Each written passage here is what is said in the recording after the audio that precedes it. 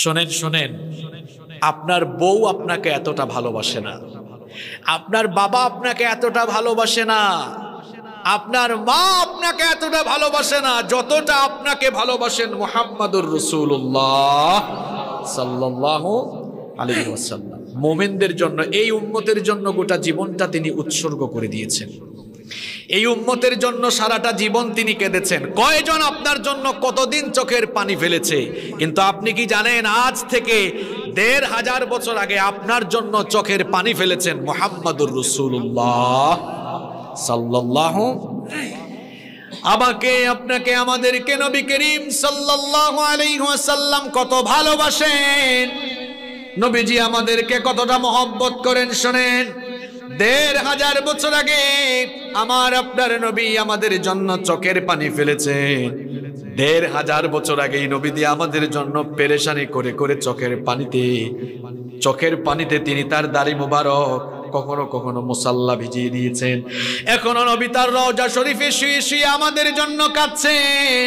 শুধু তাই নয়, কিয়ামতের মাঠে নবীজি আমাদেরকে ভুলে যাবেন না। আমরা জান্নাতে ঢুকবো না যতক্ষণ নবীও জান্নাতে ঢুকবেন না ততক্ষণ। আল্লাহু আকবার।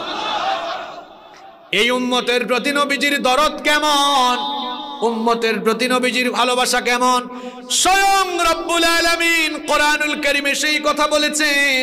কোরআনুল কারীমের ৯ নম্বর সূরা সূরাতুত তাওবা এর ১২৮ নম্বর আয়াতে রব্বুল আলামিন বললেন, লাকাদ জাআকুম রাসূলুম মিন আনফুসিকুম আজিজুন আলাইহি মা আনিতুম হারিসুন আলাইকুম বিল মুমিনিনা রাউফুর রহিম। আল্লাহ তাআলা বলছেন, তোমাদের জন্য এমন একজন রাসূল এসেছেন, তোমাদের মধ্য থেকে তোমাদের জন্য এমন একজন রাসূল আমি পাঠিয়েছি যিনি মুমিনদের জন্য অত্যন্ত দয়াবান, তিনি উম্মতের জন্য এতটা পেরেশান। আল্লাহ তাআলা অন্য আয়াতে বলেছেন, আল্লাহ তাআলা বলছেন লাআল্লাকা বাখিউ, এই উম্মতের জন্য পেরেশানি করতে করতে আপনি কি আপনার নিজেকে শেষ করে ফেলবেন নাকি? নবী করিম সাল্লাল্লাহু আলাইহি ওয়াসাল্লাম আমাদের জন্য কতটা পেরেশান ছিলেন, আমাদেরকে কতটা তিনি ভালোবাসতেন শুনেন। মুসলিম শরীফের হাদিস বর্ণনাকারী সাহাবীর নাম জাবের রাদিয়াল্লাহু আনহু, তিনি বলছেন, নবীজি বলেছেন, মাসালি ওয়া মাসালুকুম কামাসালি রাজুলিন আওকাদা নারা। নবীজি বলেছেন, আমার আর তোমাদের মাঝের সম্পর্কটা কেমন শোনো উম্মত, শোনো তোমাদের সাথে আমার মহব্বতের সম্পর্কটা কেমন। এশ কাকে বলে বুঝেন? নবীজি বলছেন, তোমাদের সাথে আমার সম্পর্কটা হলো এমন, ওই লোকের মতো যেই লোক কোথাও আগুন জ্বালানোর পরে সেখানে পতঙ্গমালা এবং ফড়িং এসে পড়তে লাগলো। লোকটা এটা দেখার পরে পতঙ্গ এবং ফড়িং গুলোকে বাঁচানোর জন্য সেগুলোকে সেখান থেকে তাড়িয়ে দিতে লাগলো।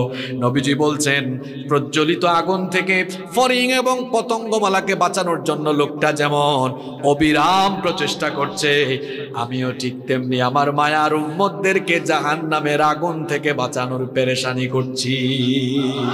শোনেন শোনেন শোনেন, সারা জীবন আপনারা ওয়াজ শুনেছেন নবীকে কেমনে ভালোবাসা দেওয়া লাগবে, আজকে উল্টা ওয়াজ শুনেন। যেই নবীকে আপনারা ভালোবাসা দিবেন, আমরা তো সব জায়গায় স্বার্থ বুঝি, আগে গিভ এন্ড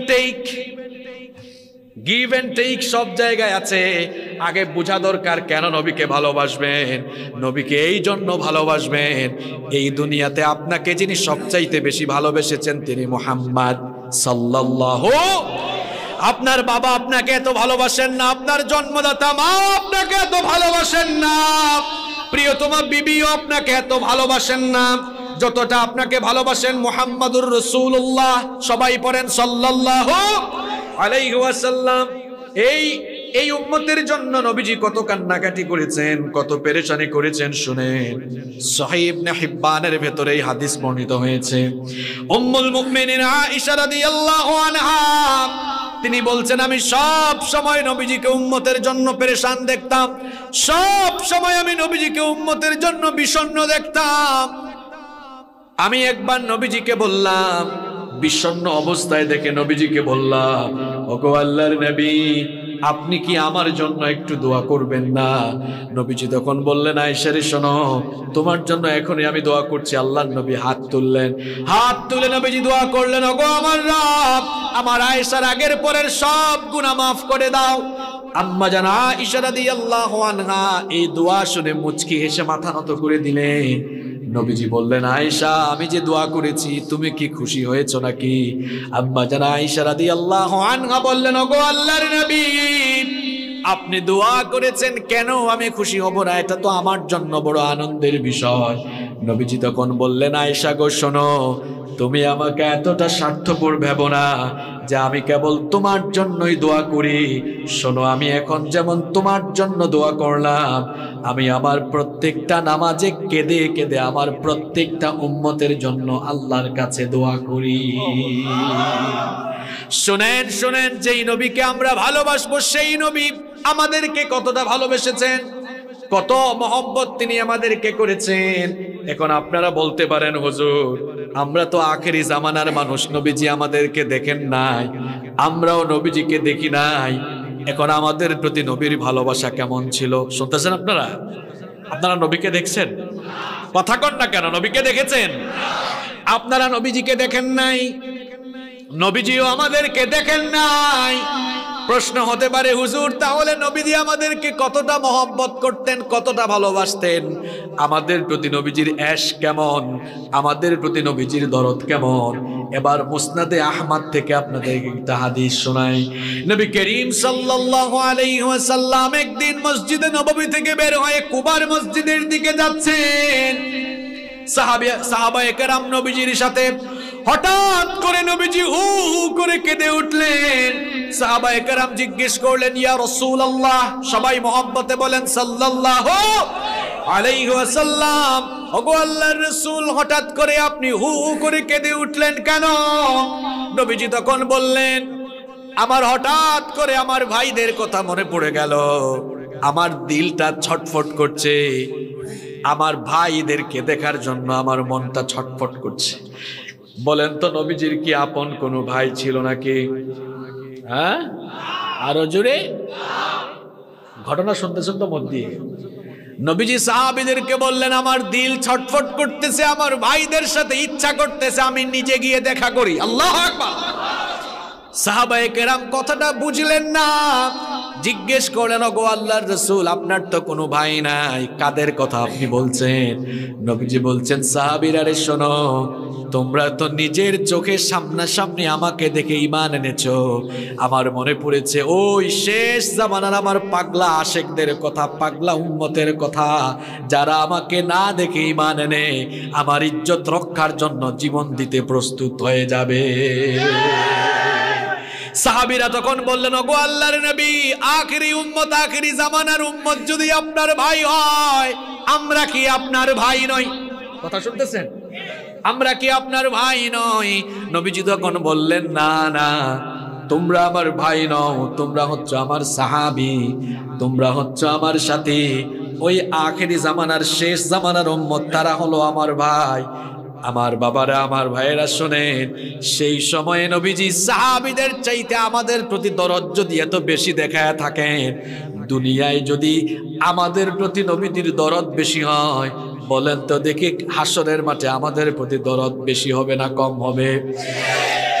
আমরা তো নবীজিকে না দেখে ঈমান এনেছি, এই জন্য হাসরের মাঠে নবীজির শাফায়াতের নজর যদি সাহাবীদের সময়ের লোকদের দিকে যায়, একবার আমাদের দিকে যাবে 100 বার। কারণ আমরা না দেখে ঈমান এনেছি, নবীজিকে দেখি নাই।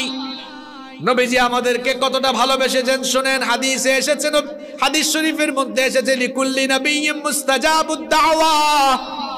দুনিয়ার সকল পয়গাম্বার, সকল নবীদের জন্য একটা অপশন ছিল, সকল নবীকে আল্লাহ দোয়ার একটা বিশেষ সুযোগ দিয়েছেন।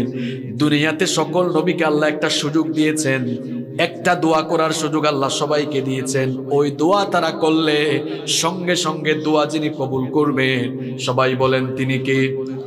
আসতে বলুন। নবীরা সেই দোয়া দুনিয়ায় থাকাকালীন করে ফেলেছেন। যেমন দেখুন, কয়েকটা ঘটনা বলি। নূহ আলাইহিস সালাম তার এই স্পেশাল দোয়া তিনি দুনিয়াতে করে ফেলেছেন। নূহ পয়গাম্বরকে আল্লাহ 950 বছর হায়াত দিয়েছিলেন। 950 বছর হায়াত পেয়ে ব্যক্তিগতভাবে সমাবেশ করে দিনে রাতে তিনি তার কওমকে দিনের দাওয়াত দিয়েছিলেন। যতই তিনি দাওয়াত দিয়েছেন তার কওম তত আল্লাহর দিনের রাস্তা থেকে সরে গিয়েছে। শেষ পর্যন্ত নূহ নবী বললেন, ইন্নী দাউতু কওমি লাইলান ওয়া নাহারা। তিনি বললেন, ওগো আমার রব, আমি আমার কওম, আমি আমার সম্প্রদায়কে দিনে রাতে তোমার দিনের পথে দাওয়াত দিয়েছি, কিন্তু আমার এই দাওয়াত তারা শুনে নাই। আমার দাওয়াত না শুনে তারা তোমার দিনের রাস্তা থেকে সরে গিয়েছে। ওগো আল্লাহ, আমার উপর তারা নির্যাতন শুরু করেছে। নূহ নবী তখন অতিষ্ঠ হয়ে দোয়া করলেন, রব্বি লা তাদার আলাল আরদি মিনাল কাফিরিনা দাইয়ারা। তিনি বললেন, আল্লাহ এই কাফেরদের আন্ডা বাচ্চা সুদ্ধা সবগুলারে দুনিয়া থেকে বিদায় করে দাও। নবী যদি দোয়া করেন, দোয়া কবুল করে ফেলবেন কে? নূহ নবী যখন তার উম্মতের জন্য দোয়া করে ফেললেন, আল্লাহ তাআলা দোয়া কবুল করে এমন গজব পাঠালেন, এমন গজব আল্লাহ দিলেন, এমন মহা প্লাবন আল্লাহ দিলেন। এক মহা প্লাবনে কাফেরদের আন্ডা বাচ্চা সুদ্ধা ধ্বংস করে দিয়েছেন কে? তাহলে বলেন তো, গজব দেওয়ার মালিক কে? গজব থেকে বাঁচানোর মালিক কে? এই যে সামনে গজব আসতেছে, সবাই আমরা বলতেছি, আমাদের প্রধানমন্ত্রীও বলছেন গজব আসতেছে, দুর্ভিক্ষ আসতেছে, গোটা বিশ্বের নেতৃবৃন্দ বলতেছেন সামনে দুর্ভিক্ষ আসতেছে, গজব আসতেছে। এই যে 2 বছর আগে করোনা ভাইরাস শুরু হলো, বড় বড় সংস্থাগুলো, এমনকি বিশ্ব স্বাস্থ্য সংস্থাও বলেছিল বাংলাদেশে কম করে হইলেও 10 লক্ষ লোক মারা যাবে।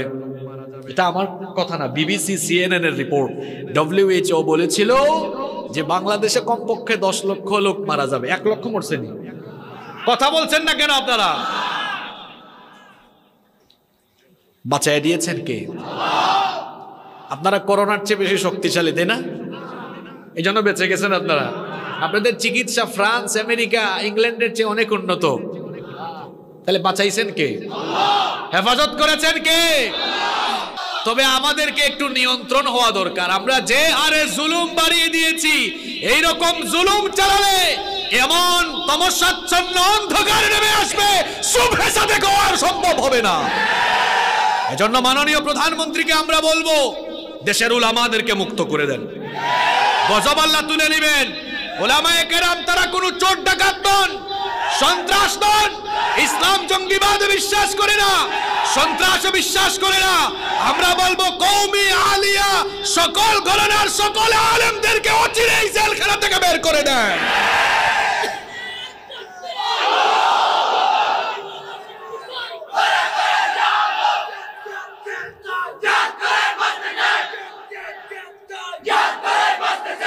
গজব দেওয়ার মালিক কে? কিছুদিন আগে চিত্রাং দিয়েছেন কে? চিত্রাং থেকে আমাদেরকে বাঁচাইছেন কে? কিন্তু মাঝে মাঝে আমরা এমন কথা বলি, আল্লাহর সাথে সাংঘর্ষিক হয়ে যায়। আমরা বলি দুর্যোগ আমরা মোকাবেলা করব। আপনার বিআই না? চিত্রাং কি আপনার বিআই লাগে?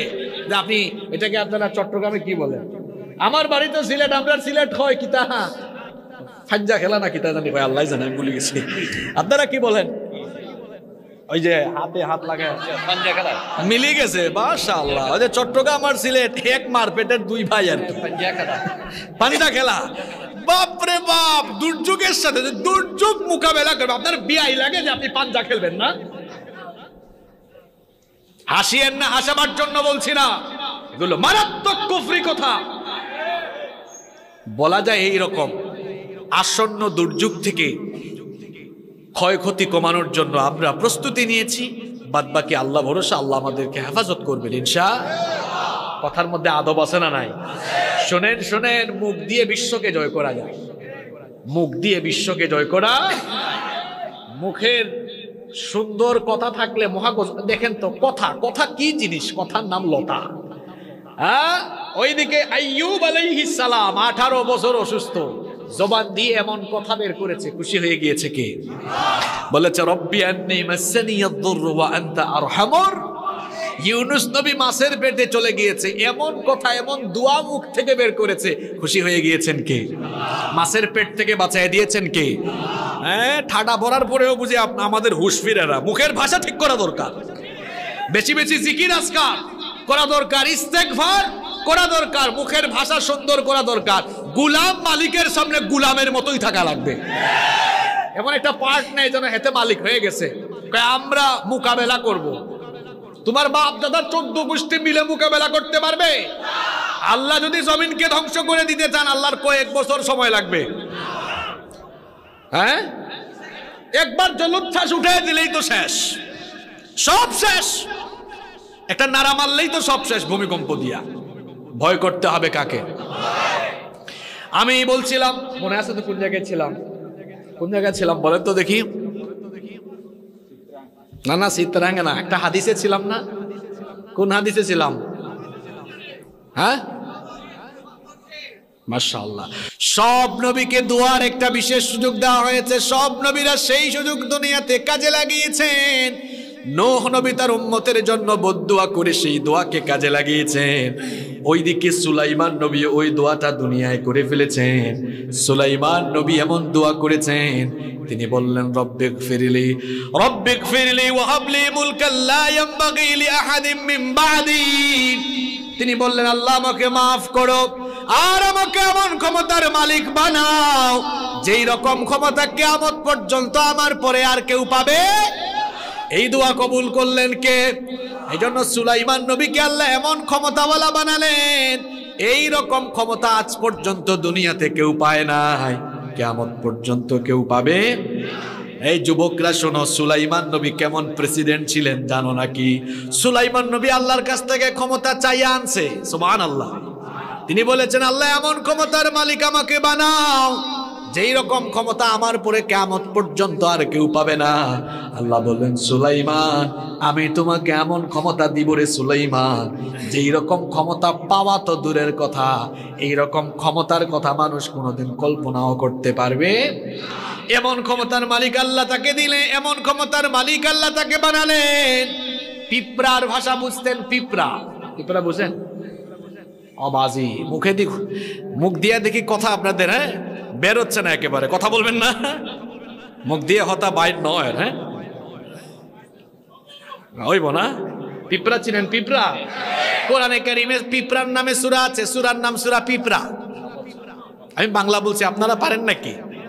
সূরাত ফিল মানে হাতি, ফিল মানে পিঁপড়া মানে হলো নামাল। সূরাতু আন নামাল, পিঁপড়ার নামে আল্লাহ কোরআনে সূরা দিয়েছেন। পিঁপড়ার কিচ্ছা ওই সূরার ভেতরে আছে। পিঁপড়ার কিচ্ছা যার সাথে ঘটেছে ওই নবীর নাম কি?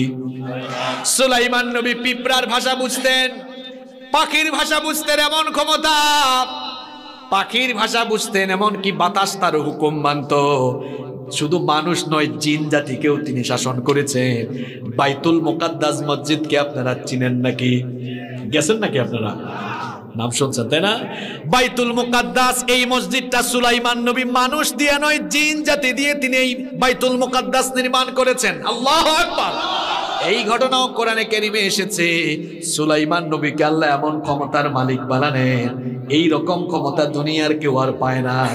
বলেন তো দেখি, এক দেশ থেকে আরেক দেশের রাষ্ট্রপ্রধানরা যখন যায় কিসে চড়ে যায়? কোন যানবাহনে, কোন বাহনে চড়ে যায়? জোরে বলেন। বিমান। বলেন তো বিমানের মধ্যে ইঞ্জিন আছে না নাই? কটর কটর আওয়াজ আছে না নাই? শোনেন শোনেন, বাংলাদেশ থেকে যদি আমেরিকা সফরে যান, কম করে হলেও 9-10 ঘন্টা সময় লাগবে। 10-12 ঘন্টা সময় আপনার লেগে যাবে। এতে প্রাইম মিনিস্টার যাক আর প্রেসিডেন্ট যাক, 3-4 হাজার বছর আগে সুলাইমান নবী দুনিয়াতে ক্ষমতা চালিয়ে গিয়েছেন। উনি কেমনে সফর করতেন শুনেন। বিমানেও নয়, রকেটেও নয়।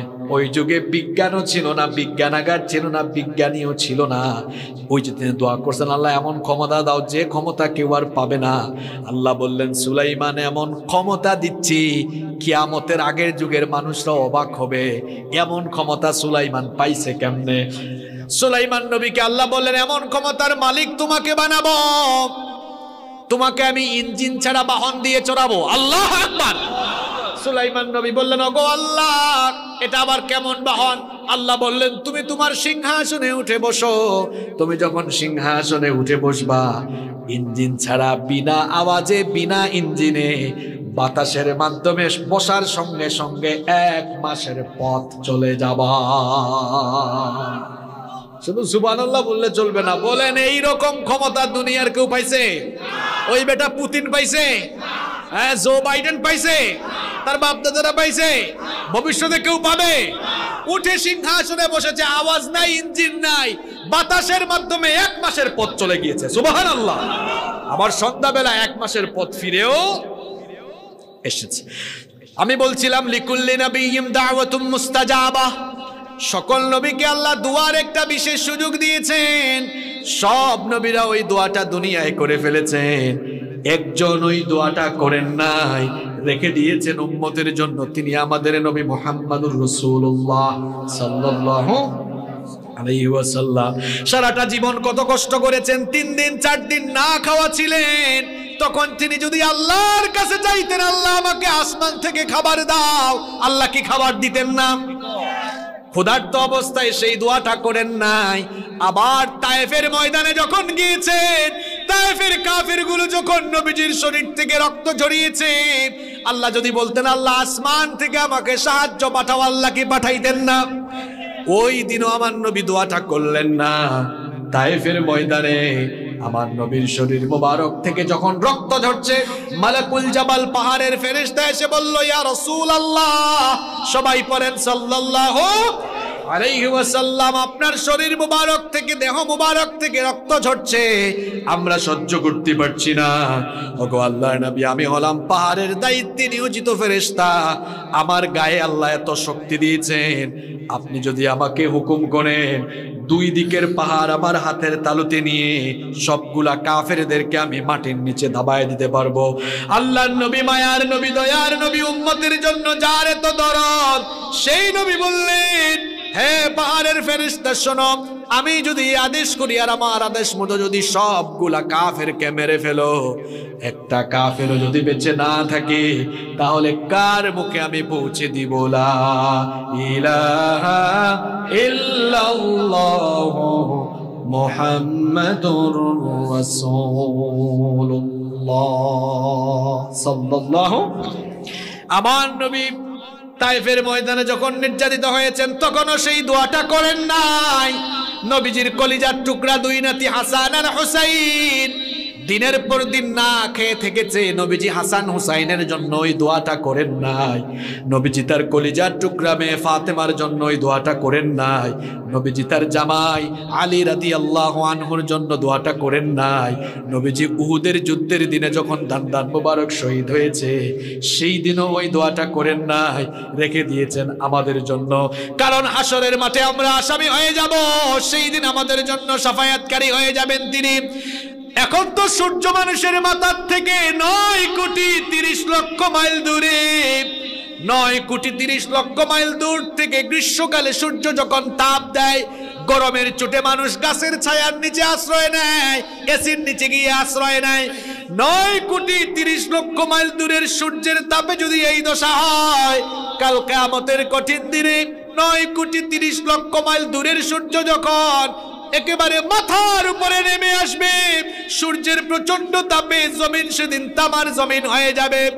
গুনাহগার যারা, পাপিষ্ঠ যারা, তাদের মাথার চান্দি ফেটে মগজগুলো টক বক করে গলে গলে বেয়ে বেয়ে পড়তে থাকবে। আর সে কঠিন দৃশ্যের কথা আমি কি করে আপনাদেরকে বুঝাই। মহিলারা যখন চুলায় ভাত রান্না করে, পানি গরম হয়ে যাওয়ার পর চালগুলো যেমন করে ফুটতে থাকে, গুনাহগারদের মাথার চান্দি ফেটে মগজগুলো উতলে উতলে বেয়ে বেয়ে পড়তে থাকবে। নাফরমান গুনাহগারদের পিপাসার্ত হয়ে তারা তখন জিহ্বাটা বের করে ফেলবে। তাদের জিহ্বাটা বের হয়ে কুকুরের মতো নাভিস্থল পর্যন্ত জ্বলতে থাকবে।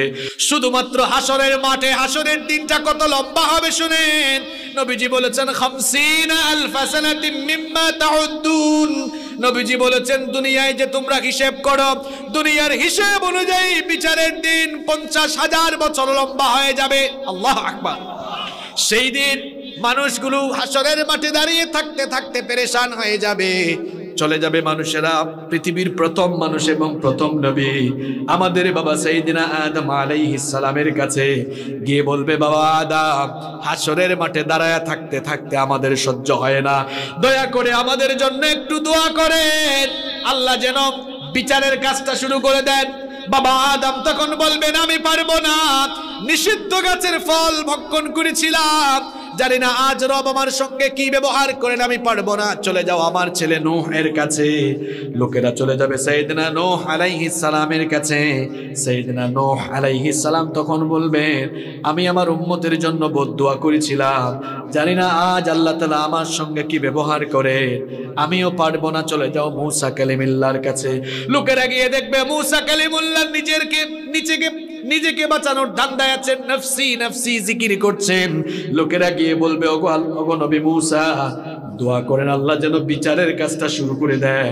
মূসা নবী বলবেন, ফেরাউনের বংশের এক লোককে একটা থাপ্পড় দিয়া দুনিয়া থেকে বিদায় করেছিলাম, জানি না আজ আমার সঙ্গে আমার রব কি ব্যবহার করেন, আমিও পারবো না, চলে যাও ঈসা রূহুল্লাহর কাছে।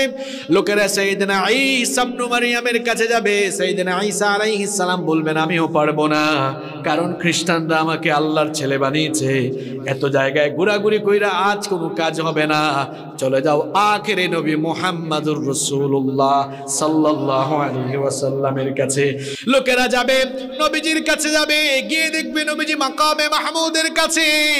নবীজিকে গিয়ে বলবে, ওগো আল্লাহর নবী, হাসরের মাঠে দাঁড়ায় থাকতে থাকতে আমরা পেরেশান হয়ে গেছি, আল্লাহর কাছে আবেদন করেন আল্লাহ যেন বিচার শুরু করে দেন। নবীজির শাফায়াতের আগ পর্যন্ত, সুপারিশের আগ পর্যন্ত আল্লাহ বিচারই শুরু করবেন না। এমন সময় সাইয়েদনা জিবরিল আসবেন। সাইয়েদনা জিবরিল এসে বলবেন, ওগো আল্লাহর নবী, আপনি মাকামে মাহমুদের কাছে সাজদায় পড়ে পড়ে এত কান্না করছেন কার জন্য?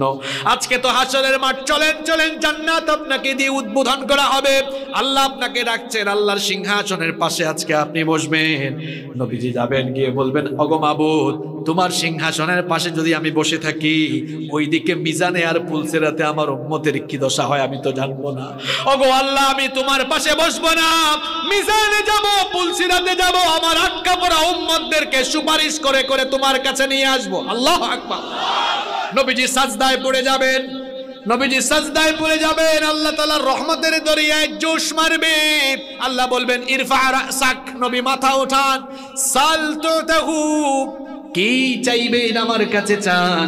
নবীজি তখন বলবেন, ওগো আল্লাহর নবী, আল্লাহর নবী তখন বলবেন, ওগো রব, আমার একটা উম্মত, গুনাহগার উম্মত জাহান্নামে থাকবে যতক্ষণ, আমারে তুমি জান্নাতে ঢুকাইতে পারবা না ততক্ষণ। আল্লাহ তখন বলবেন, হাবিব, আমি আপনাকে দুনিয়ায়ও আপনার কোনো আশা অপূর্ণ রাখি নাই, আজ হাসরের মাঠেও আমি আপনার কোনো আশা অপূর্ণ রাখবো না। ওগো হাবিব জান, আপনাকে সুযোগ দিলাম, যারে মন চায় তার জন্য সুপারিশ করে তারে নিয়ে আমার জান্নাতের ভেতর ঢুকে যা। সেই নবীর শাফায়াত চাই কি চাই না? কারা কারা চাই? দুহাত তুলে আল্লাহকে দেখায়। লিল্লাহি তাকবীর, লিল্লাহি তাকবীর। হাত নামান। ততক্ষণে আপনাদেরকে লাইনে তুলছি।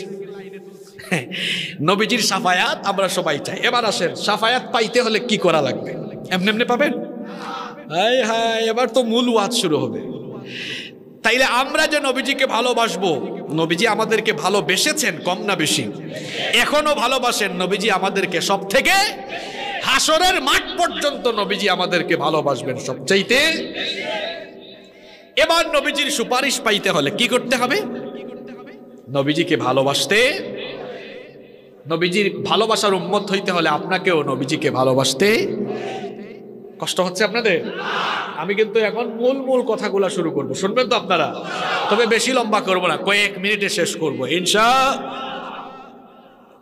তাহলে যেই নবী আমাদেরকে ভালোবাসা দিয়েছেন, সেই নবীকে আমাদেরও ভালোবাসতে। ঈমান আগে না ভালোবাসা আগে?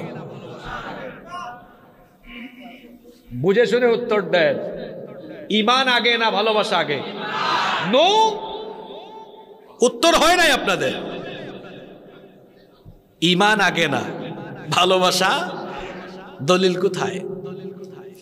দলিল আছে বুখারী শরীফে, মুসলিম শরীফে। আনাস বিন মালিক রাদিয়াল্লাহু আনহু হাদিস বর্ণনা করেছেন, ওলামারা বসে আছেন, ভুল বললে আমার এই স্টেজ থেকে নামায়া দিয়েন।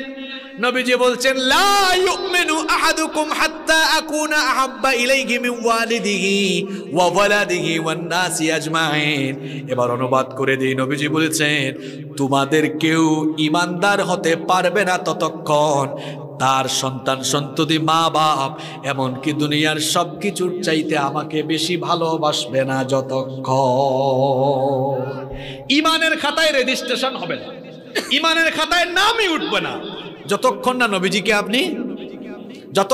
নবীজিকে আপনি এজন্য বলেছি ঈমান আগে না ভালোবাসা। কথা ক্লিয়ার? ভালোবাসা আগে না ঈমান আগে? ভালোবাসা আগে না ঈমান আগে? এটা আমি বলেছি? বলেছেন মুহাম্মাদুর রাসূলুল্লাহ সাল্লাল্লাহু।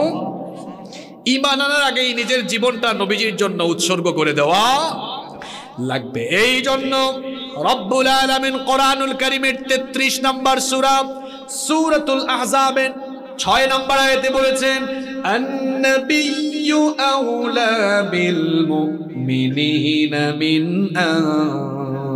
আনফুসিহিম ইলা আখিরিল আয়া।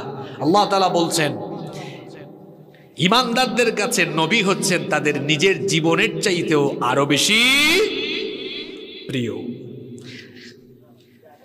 তাহলে নবীজিকে ভালোবাসতে হবে। নবীজিকে ভালো না বাসলে ঈমানের খাতায়ও আপনার নাম উঠবে না।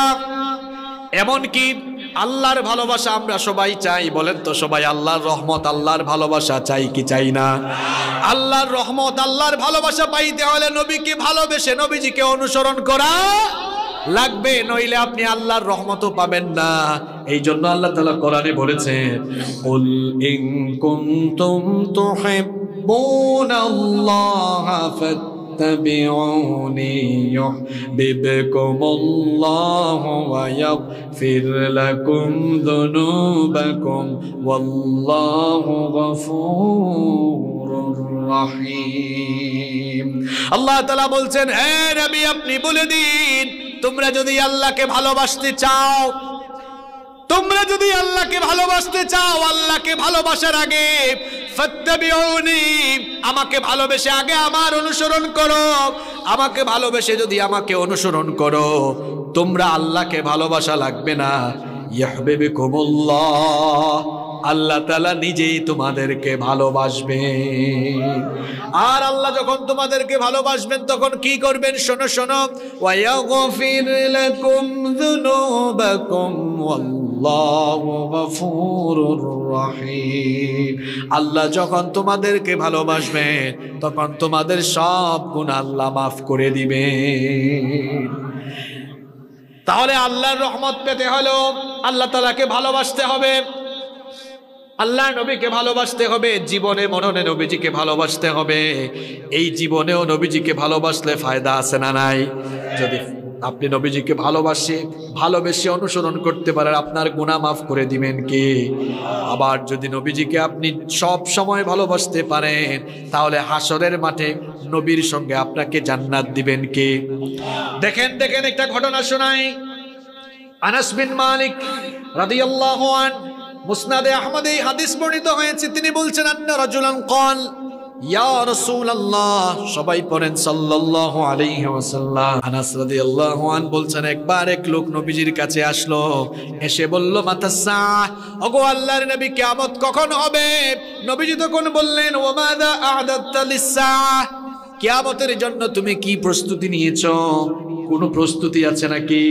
লোকটা বলল না তেমন কোনো প্রস্তুতি নাই, শুধু আমি আল্লাহ আর আপনাকে নিজের জীবনের চাইতে বেশি ভালোবাসি। নবীজি বললেন ফা ইন্নাকা মা'a মান আহবাবতা, তুমি যাকে ভালোবেসেছো কিয়ামতের দিন তুমি তার সঙ্গে থাকতে পারবা। তাহলে বোঝা গেল নবীজিকে ভালোবাসলে দুনিয়ায়ও লাভ আখিরাতেও। এবার প্রশ্ন হচ্ছে হুজুর ভালোবাসবোটা কেমনে? রবিউল আউয়াল মাস আসলে সারা মাস জিলাপি খাইয়া বিরিয়ানি খাইয়া ভালোবাসা দেখাবো, এর নাম ভালোবাসা? না না না না না না না। এই ভাই আগে কথা বলবেন না, বলছি না আমি মূল কথাগুলো এখন শুরু করব। আক্রমণাত্মক কথা বলা আমার নিজের পছন্দ। আপনি কথা বলবেন বুঝার কথা, যাতে করে আপনাকে দুশ্মন ভাবে এমন লোক যেন আপনাকে বুঝে, আপনার আদর্শ আদর্শে প্রভাবিত হয়ে সেও যেন আপনার পথে চলে আসে, এমনটাই হওয়া উচিত। আল্লাহ আমাদেরকে বুঝার তৌফিক দান করুন। ভাইয়েরা শুনতেছেন আপনারা, যুবকরা তোমরা ভালো করে শোনো, শোনো শোনো, আজকে এমন ওয়াজ শুনবা যে ওয়াজ জীবনেও শোনো নাই। ভালো করে শোনো যুবকরা, ভালো করে শোনো। বাবাদেরকে তো তুমি করে বলতেছি না, আপনারা তো আমার বাবার বয়সী। আমার বাবারা ঘুম পাইতেছে আপনাদের, কেউ কেউ ঝিমাইতেছে, দেখি যুবকরা একটা তাকবীর দিয়া বাবাদের ঘুম ছোটায় দাও, লিল্লাহি তাকবীর। তোমরা বিয়ে শাদী করো নাই, বিয়ে শাদীর আগে যে স্লোগানটা দিলে এটা লজ্জা লাগতেছে আমার। হ্যাঁ, বিয়ের আগে যদি তোমাদের এনার্জির অবস্থা এরকম হয়, দেখি তো বিবাহিতদের অবস্থা কেমন। নারে তাকবীর, আল্লাহু আকবার, নারে তাকবীর, আল্লাহু আকবার। ঠিক আছে, ঘুম চলে গেছে অনেকের। এবার শোনেন, তাহলে নবীজিকে ভালোবাসতে হবে। নবীজিকে ভালোবাসা এটা ঈমানের। প্রশ্ন হলো নবীজিকে ভালোবাসবো কেমনে, ভালোবাসার নমুনা কেমন হবে, ভালোবাসার দাবিটা কেমন হবে? বেশি না, আজকে মাত্র 6টা পয়েন্ট এখান থেকে মুখস্থ করে তারপরে বাড়িতে দিব। কয়টা? এই 6টা আমল যার ভিতরে আছে বুঝতে হবে নবীর ইশক তার ভিতরে। আর এই 6টার কোনোটা যার ভিতরে নাই বুঝতে হবে এটা আশেকে রাসূল না, এটা একটা খাঁটি ভণ্ড। কয়টা পয়েন্ট? কয়টা? আরো জোরে কয়টা? তাইলে নবীজিকে ভালোবাসতে হলে কয়টা কাজ করতে হবে? রেডি রেডি সবাই রেডি? মুখস্থ করা যাবে তো 6টা? শুরু হচ্ছে নাম্বার 1। রেডি সবাই? নবীজিকে ভালোবাসতে হলে নবীজির জীবন স্টাডি করতে হবে। 1 নাম্বার, নবীজির কি করতে হবে? আচ্ছা বলেন তো দেখি, জানাশোনা ছাড়া কি একজন আরেকজনের মধ্যে মহব্বত সৃষ্টি হয়? আমি আপনাকে চিনিও না, জানিও না, আপনার কিচ্ছু, আপনার সঙ্গে আমার মহব্বত হবে? মহব্বতটা হবে তখন, ইশকটা বাড়বে তখন, গভীরতা হবে তখন, যখন দুজনের জানাশোনাটা বেশি ভালো হবে। তাইলে নবীজিকে ভালোবাসা বা নবীজির প্রতি ইশক বাড়বে তখন নবীজির ব্যাপারে জানবো। আমি হাত তুলাইয়া আপনাদেরকে লজ্জা দিব না, কেউ হাত তুলবেন না। আমি যদি এখন প্রশ্ন করি, আমরা যারা নিজেদেরকে আশেকে রসুল বলি, সম্মানিত আশেকে রসুল ভাইয়েরা, আমরা যেই নবীকে এত ভালোবাসি দাবি করি, ওই নবীর জীবনে একবার হইলেও পড়ছি এরকম কে কে আছি? আমার মনে হয় না, আমি জবাব দিতে পারি নাই। আমার মনে হয় 100-র মধ্যে 90টার বেশি হাত উঠবে যে আমরা একবারও। আচ্ছা বলেন তো, যে ব্যক্তি নবীজির জীবন একবারও পড়ে নাই, হে ইশকের কি বুঝবে, এ সুন্নতের কি বুঝবে? নবী কেমনে কথা বলতেন, নবী কেমনে ঘুমাইতেন, নবী কেমনে খাইতেন, নবী কেমনে চলতেন, চলনে বলনে, শুইতে বসতে হাঁটতে কথা বলতে খাইতে সব জায়গায় নবীজির চরিত্রকে অনুসরণ করতে হলে নবীজির ব্যাপারে আগে কি করতে হবে? মানতে গেলে জানতে হয়, জানতে গেলে না না না না, মানতে গেলে জানতে হয়, জানতে গেলে পড়তে হয়। মুসলমান এখন পড়াশোনায় নাই, হায় হায় হায়, মুসলমান এখন খালি মিছিল আর বিরিয়ানি খাওয়ার ধান্দায়, পড়াশোনায় নাই। যদি পড়াশোনা করতো, মিলাদ আর সিরাত নিয়ে মুসলমান ঠেলাঠেলি করতো না। কারণ একজন মানুষের জীবনী শুরু হয় মিলাদ থেকে, মিনাল মিলাদি ইলাল ওয়াফাতি। জন্ম থেকে মৃত্যু পর্যন্ত পুরাটাকে কি বলা হয়? আরবিতে সিরাত বলা। আমি অবাক লাগে, বাংলাদেশে যে পরিমাণ কিলাকিলে, এটা কোন দেশে কয় তুই সিরাত বলস কেন? আমি মিলাদি, তুই সিরাতি। যুবকরা শোনো, তোমরা তো সচেতন ভাই।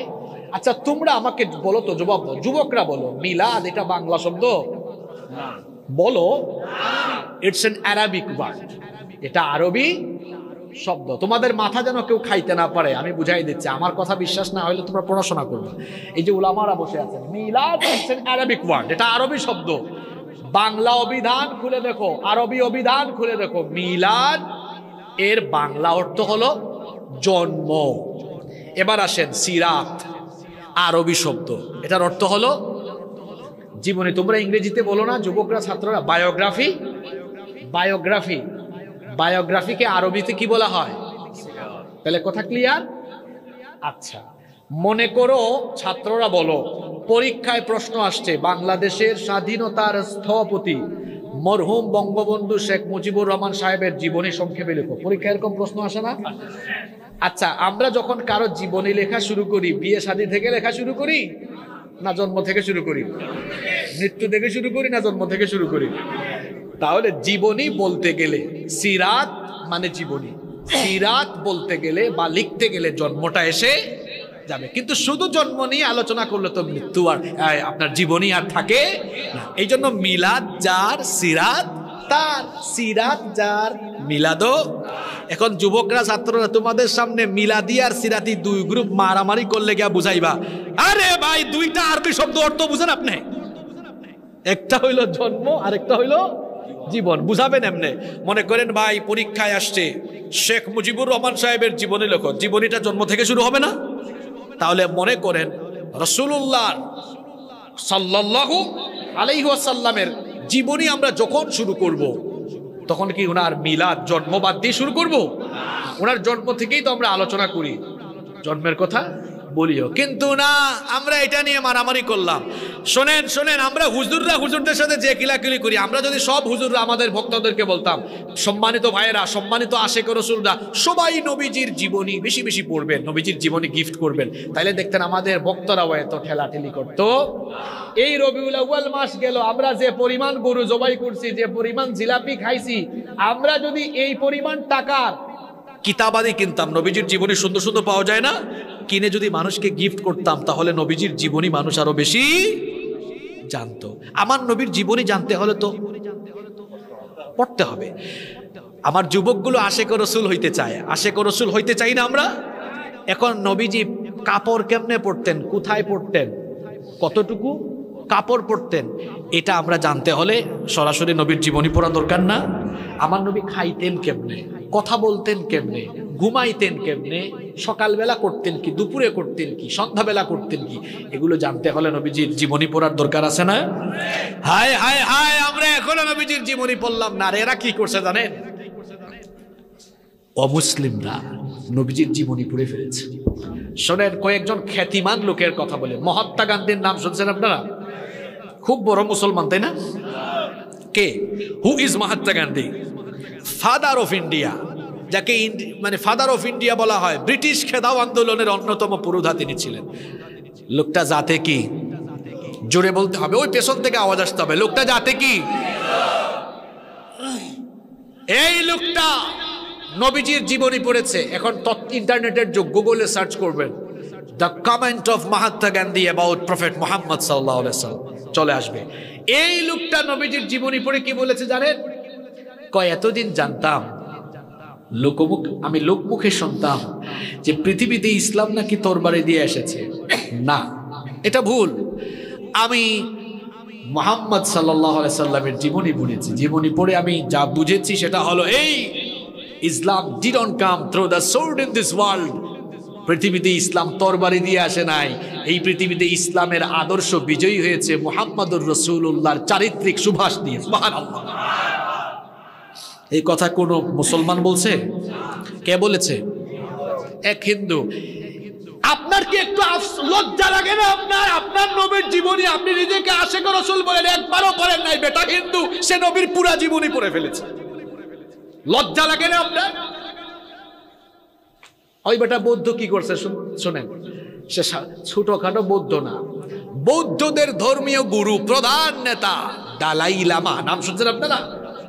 এই দালাই লামা নবীজির পুরা জীবনী পড়েছে। সে নবীজির জীবনী পড়ে অভিভূত হয়েছে। সে তখন বলেছে, prophet Muhammad is the best example for the entire humanity. সে বলেছে নবী মুহাম্মদ সাল্লাল্লাহু আলাইহি ওয়াসাল্লাম তিনি হচ্ছেন গোটা দুনিয়ার সকল মানুষের জন্য সর্বোত্তম অনুপম দৃষ্টান্ত। সুবহানাল্লাহ। সে আরো বলেছে, we should follow the path which showed by the prophet Muhammad to get global peace. আমরা যদি শান্তিময় পৃথিবী পাইতে চাই, তাহলে আমাদের উচিত ওই নবী মুহাম্মদুর রাসূলুল্লাহ সাল্লাল্লাহু আলাইহি ওয়াসাল্লাম যে পথ দেখায় গেছেন, ওই পথের অনুসরণ করা। ওই পথের অনুসরণ করলেই শান্তি মিলবে। হ্যাঁ, আমরা শুধু সুবহানাল্লাহ কইতে জানি, কিন্তু নবীর জীবনী পড়তে জানি না আমরা। আর ওই বেটা খ্রিস্টান কি করছে বললাম তো, হিন্দু আর বৌদ্ধের কথা। মাইকেল এইচ হার্ট, তার একটা বই গোটা পৃথিবীতে পরিচিত, দি 100, বিশ্বের 100 শ্রেষ্ঠ মনীষী জীবনী। সেখানে সে অ্যাডাম অর্থাৎ আদম আলাইহিস সালাম, জোসেফ মানে ইউসুফ আলাইহিস সালাম, আব্রাহাম, ইব্রাহিম আলাইহিস সালাম, জেসাস ক্রাইস্ট অর্থাৎ যিশু খ্রিস্ট, আমরা যাকে ঈসা আলাইহিস সালাম বলি, এদের জীবনী এনেছে। শুধু তাই নয়, Isaac Newton, Benjamin Franklin, Dalai Lama, এদের জীবনী এনেছে। লোকটা যাতে খ্রিস্টান, উচিত ছিল যে এই 100 জনের জীবনী উল্লেখ করছে সবার উপরে সে যিশু খ্রিস্ট অর্থাৎ ঈসা আলাইহিস সালামের জীবনীটা লেখা, এটাই উচিত ছিল। কিন্তু মজার ব্যাপার হলো সে সবার উপরে যার নাম লিখেছে তিনি মুহাম্মাদুর রাসূলুল্লাহ সাল্লাল্লাহু আলাইহি ওয়াসাল্লাম। লোকটা খ্রিস্টান হইয়া যে কামটা করছে, এখন খ্রিস্টানরা খুশি না বেজার? অবাজি কথা বলেন, খুশি না বেজার? বেজার।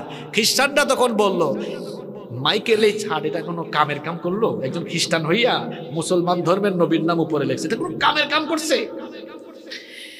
মাইকেল এইচ হার্ট তাদের সমালোচনার জবাব দিয়ে বললেন, শোনো শোনো, তোমরা যারা না বুঝে আমার সমালোচনা করছো, শোনো, ওনার নাম এমনি এমনি উপরে উঠাই নাই, সিরিয়ালে প্রথম রাখি নাই। He was the only man in history, he was the only man in history who was supremely successful on both the religious and secular level. আমি যার নাম উপরে লিখছি উনি কে চেনো? চেনো? উনি হচ্ছেন এই দুনিয়ার একমাত্র ব্যক্তি যিনি ধর্মীয় জাগতিক সকল ক্ষেত্রে সমান তালে সফলতার দৃষ্টান্ত রেখেছেন। আল্লাহু আকবার। এতটুকু বলেই শেষ করে নাই, সে আরো বলেছে he was an undisputed leader in this world. সে বলেছে যাকে নিয়ে এত সমালোচনা করছো, যার নাম উপরে লেখার কারণে উনার জীবনী পড়ো, পয়লা দেখো, উনি হচ্ছেন এই পৃথিবীর একজন অবিসংবাদিত নেতা।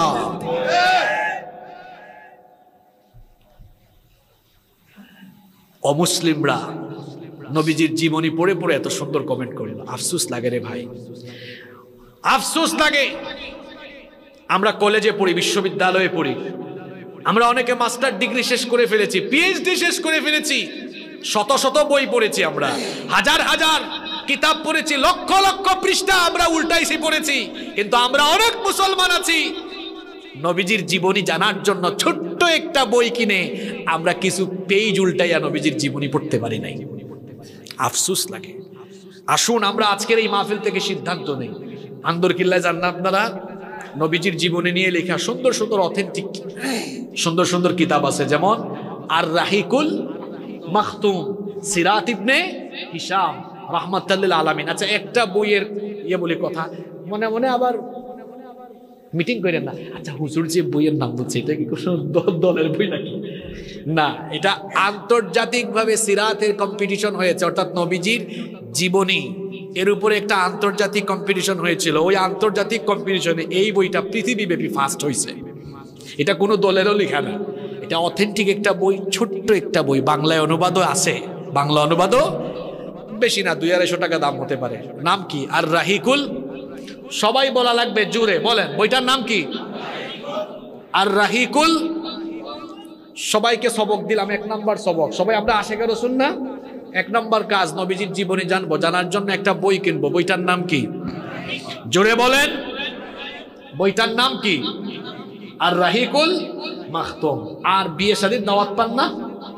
বিয়ে শাদীতে যাবেন, যে গিফটই দেন সাথে একটা আর রাহিকুল মাখতুমও দিয়ে দিবেন, ঘরে ঘরে নবীজির জীবনে ঢুকাই দিবেন। এই যে রবিউল আউয়াল মাস গেল, আমরা যদি সবাই সবার সামর্থ্যের আলোকে মানুষকে কিছু বই হাদিয়া দিতাম, নবীজির জীবনীটা পড়লে, শোনেন, মানুষ যত শিক্ষিত হবে, যত শিক্ষার আলো জ্ঞানের আলো ভেতরে ঢুকবে, সমাজ থেকে ফিতনা ফাসাদ শুধু কমতে থাকবে। এখন তো শিক্ষা নাই, আপনাদের কথা কি বলতাম, আপনাদের কথা কি বলতাম? এই চেয়ারে বসে যারা কথা বলে হিসাব করে দেখেন বেশিরভাগই পড়াশোনা করে না, গবেষণা করে না। আপনাদের কথা কি আর বলতাম, কুরআন তেলাওয়াত শুদ্ধ না, হেরা এই চেয়ারকে কলঙ্কিত করছে।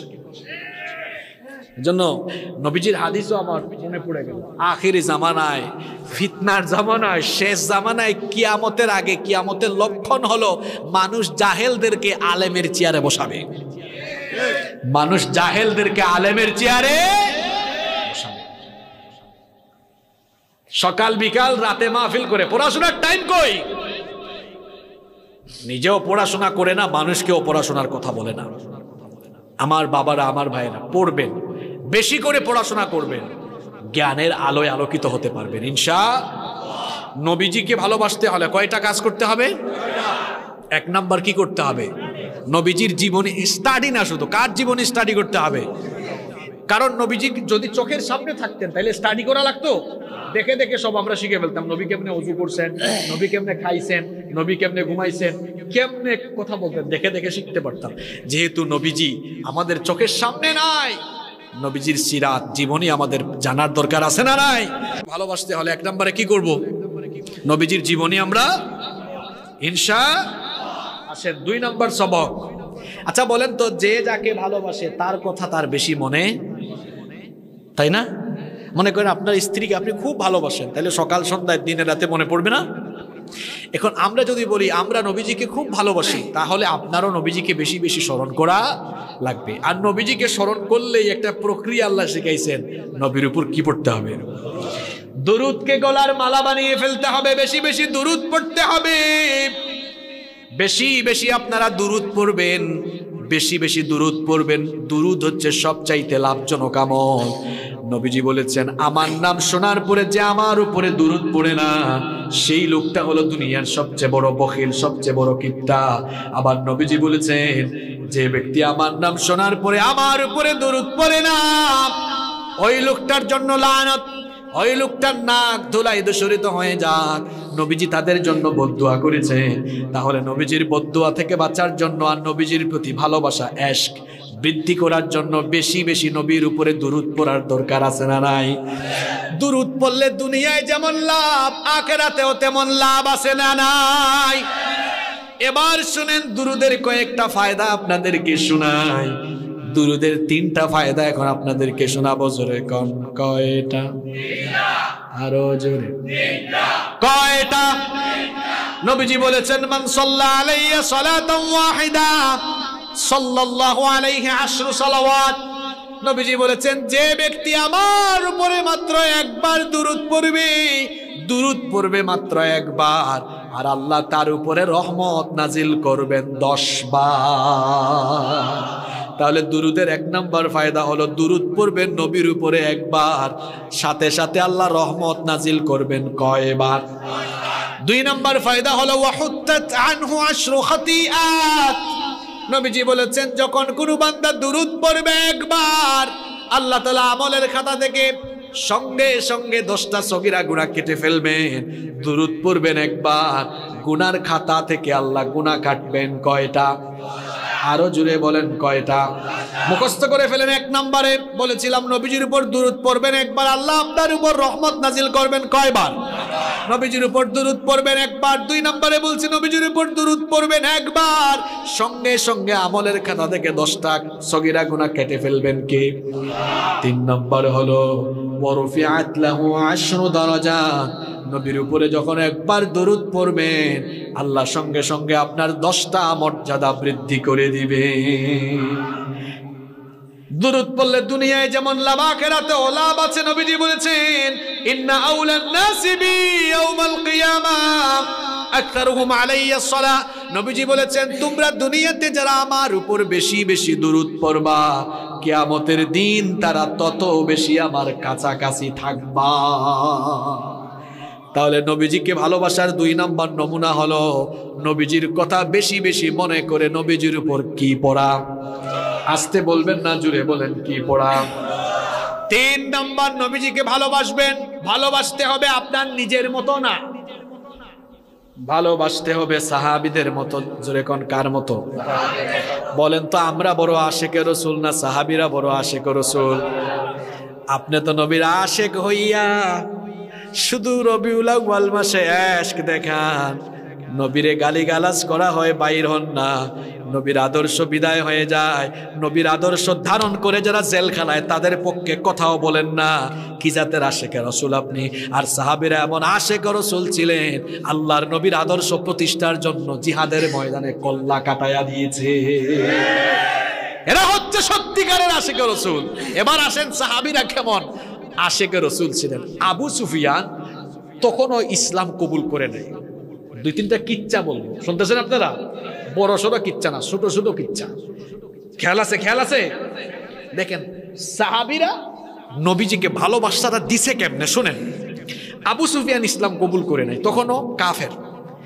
একদিন নবীজির খেদমতে আসছে, আসার পরে এমন কিছু দেখছে, দেখার পরে কাফেরদের মিটিংয়ে গিয়া কয়, শোনো এদের বিরুদ্ধে আমরা কেমনে পারবো বলো, এদের কাছে অস্ত্র শস্ত্র নাই, এরা সংখ্যায় কম, এরপরেও এদের সাথে পারি না কেন জানো? কারণ মুহাম্মদ সাল্লাল্লাহু আলাইহি ওয়াসাল্লামের অনুসারী যারা, এরা যেন তেন অনুসারী, পাগলা অনুসারী এরা। অনুসারীগুলা কেমন শোনো, সে তার ভাষায় বলছে, মা রাআইতু মিনান নাসি আহাদান ইউহিব্বু আহাদান কাহুব্বি আসহাবি মুহাম্মাদিন সাল্লাল্লাহু আলাইহি ওয়াসাল্লাম মুহাম্মাদা। সে বলেছে আমি বহু জায়গা সফর করেছি, কিন্তু ওনাকে তার অনুসারীরা এত ভালোবাসে, এইরকম ভালোবাসা দুনিয়ার কোন অনুসারীরা, কোন কর্মী তাদের নেতাকে দিতে পারবে না। সুবহানাল্লাহ। আর ওইদিকে আরেকজন উরওয়া বিন মাসউদ, তিনি এসেছিলেন হুদাইবিয়ার সন্ধির সময় কাফেরদের প্রতিনিধি হয়ে। আয়েশা এমন জিনিস দেখছে, দেখা গিয়ে কাফেরদেরকে বলতেছে, কাফেরের গোষ্ঠী কার সাথে লড়বা? আমি এমন চিত্র দেখে আসছি, শুনলে অবাক হয়ে যাবা। সে বলে, লাকাদ ওয়াফাততু আলাল মুলুক ওয়া ওয়াফাততু আলা কাইসার ওয়া কিসরা ওয়ান নাজ্জাশি। সে বলেছে আমি বহু রাজা বাদশাদের দরবারে রাষ্ট্রদূত হয়ে গিয়েছি। আজ যেটা দেখে আসছি, এটা কোন রাজ দরবারে, কোন রাজা বাদশার দরবারে আমি দেখি। কাফেররা তখন বলল, উরওয়া কি দেখেছো? শুনতেছেন আমার কথা? কি দেখেছো যেটা তুমি কোথাও দেখো নাই? তখন সে বলল, শোনো আমি কি দেখছি। ইন তানাখামা নুখামাতান ইল্লা ওয়াকাআত ফি কাফি রাজুলিন মিনহুম ফাদালাকা বিহা ওয়াজহাহু ওয়া জিলদা। এমন জিনিস দেখছি, যখন মুহাম্মদুর রাসূলুল্লাহ সাল্লাল্লাহু আলাইহি ওয়াসাল্লাম থুতু ফেলেন, তার অনুসারীরা থুতুটাও মাটিতে পড়তে দেয় না, হাত মুবারকে নিয়ে কেউ বা চেহারায় মাখে, কেউ বা তার গায়ে মেখে। ভালোবাসা তারা কেমন শোনো। সে আরো বলছে, শোনো আমি এমন চিত্র আমার নিজের চোখে দেখে এসেছি। ওয়া ইদা আমারহুম ইবতাদারু আমরাহ, যখনই তিনি তাদেরকে কোনো আদেশ দেন, তারা সব ভুলে গিয়ে নবীর আদেশ আগে পালন।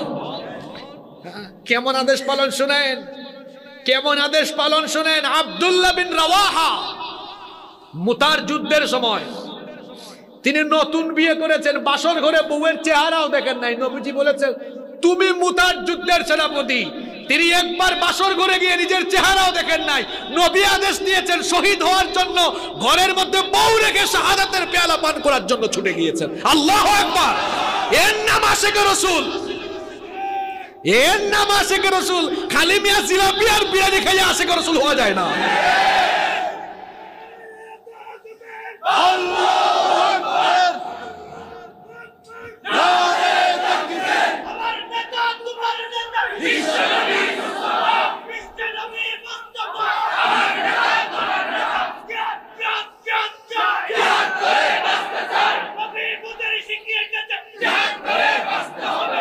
নবী এসেছিলেন এই দুনিয়াতে আল্লাহর বিধান কায়েমের জন্য।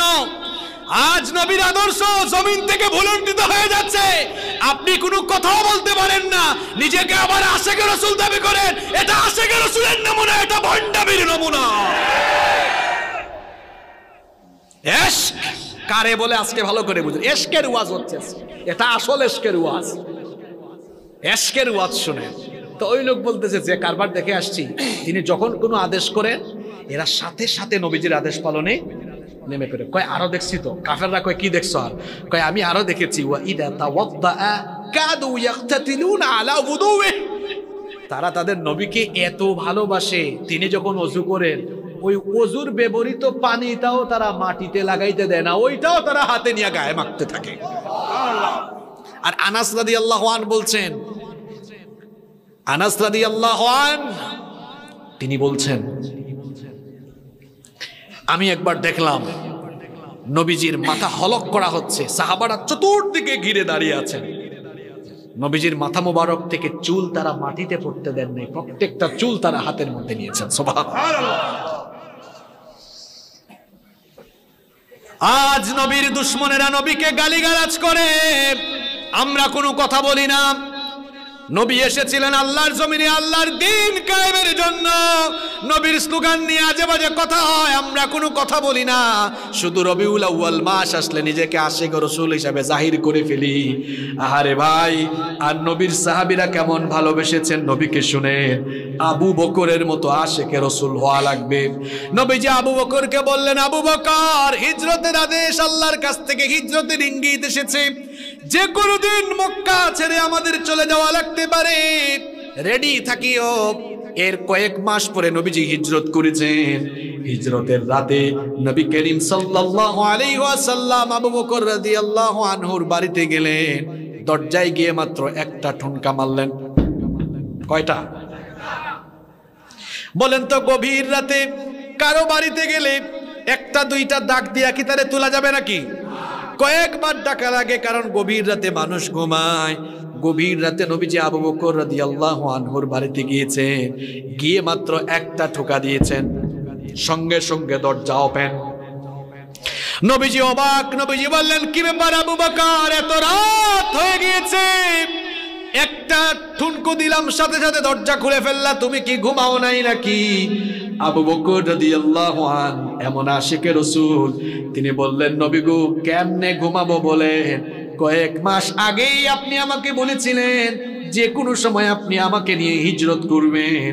ওই কথা বলার পর থেকে প্রত্যেকটা দিন রাতের বেলা আমি যখন বিছানায় ঘুমাইতে যাই, মাথায় চিন্তা আসে, আমি যদি বালিশে মাথা রেখে বিছানায় আরাম করে ঘুমাই, আর আজকের রাতটাই যদি হিজরতের রাত হয়ে যায়, আর আমি যদি ঘুমের মধ্যে থাকি, নবীজি আমার দরজার সামনে এসে যদি কয়েক সেকেন্ড কয়েক মিনিট দাঁড়ায় দাঁড়ায় আমার জন্য অপেক্ষা করে, এটা আল্লাহর নবীর সঙ্গে বেয়াদবি হয়ে যাবে। আপনি যেন কষ্ট না পান, আপনার সাথে যেন বেয়াদবি না হয়। ওগো আল্লাহর নবী, এই জন্য আজকে একদিন দুই দিন নয়, কয়েকটা মাস ধরে রাতের বেলা বিছানায় পিঠ না লাগাইয়া দরজার সঙ্গে হেলান দিয়া দিয়া আপনার অপেক্ষা করি। এর নাম হলো ইশক, এর নাম হলো ইশক, এর নাম হলো ভালোবাসা, এর নাম হলো মোহাব্বত। হিজরতের রাতে তারা যখন মক্কা থেকে রওনা দিয়ে গারে সৌরের কাছে চলে গেলেন, ফজরের ওয়াক্ত হয়ে যাচ্ছে। সেইদিন আবু বকর রাদিয়াল্লাহু আনহু বললেন, ওগো আল্লাহর নবী, ভোরের আলো ফুটে উঠলে কাফেররা আমাদেরকে দেখে ফেলবে, তখনই তারা আমাদেরকে ধরে ফেলবে, আক্রমণ করবে, চলেন আমরা এই গুহায় আশ্রয় নেই। গারে সৌরের কাছে গিয়ে নবীজিকে বললেন, চলেন আশ্রয় নেই। নবীজি বললেন, ঠিক আছে আবু বকর, চলো এই গুহার মধ্যে আমরা অবস্থান করি। আবু বকর বললেন, নবীজিকে দাঁড়ান, এটা পাহাড়ি গুহা, এখানে সাপ বিচ্ছু পোকামাকড় ময়লা আবর্জনা থাকতে পারে, আপনি একটু অপেক্ষা করেন, আমি ভেতরে গিয়ে পরিষ্কার করি। ভেতরে গিয়ে তিনি গুহাটাকে সাফ করলেন, দেখলেন গুহার মধ্যে অনেক গর্ত, ভাবলেন এখানে ইঁদুর সাপ বিচ্ছু থাকতে পারে। এই জন্য নিজের গায়ের চাদর ছিঁড়ে ছিঁড়ে টুকরা করে করে সবগুলা গর্ত বন্ধ করে দিলেন। তার কাপড় শেষ হয়ে গেল, কিন্তু একটা গর্ত বাকি থাকলো।